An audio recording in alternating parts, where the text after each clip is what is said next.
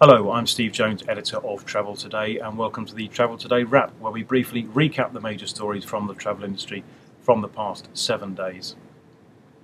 It's hard to keep cruising out of the headlines, particularly during wave season, and this week was no different.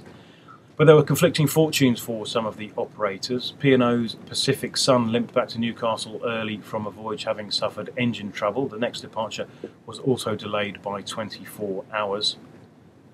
The story sparked a fair bit of comment and debate on Facebook and Twitter. Many of the comments were supportive of P&O, others questioned the age of the P&O fleet. Holland America line announced it will open its own sales and marketing office in Australia in December. It ends a 25-year association with Travel the World, the general sales agent.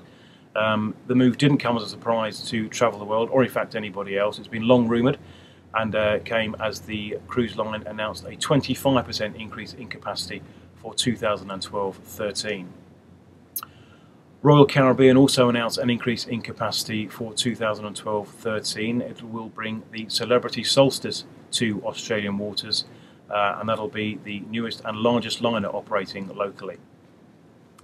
Away from cruising, the Travel Corporation launched a new brand into the market called Inspiring Journeys, initially targeting the domestic market, but the plan is to take that brand overseas in due course. Finally, this week we saw the launch, or the release, of the PricewaterhouseCoopers report review, I should say, into consumer protection in Australia. It runs to a mammoth 200 pages, so if you've got a spare 4 or 5 hours over the weekend, that could be some reading for you. It pretty much backs up what AFTA have been saying over the past year, that reform is required.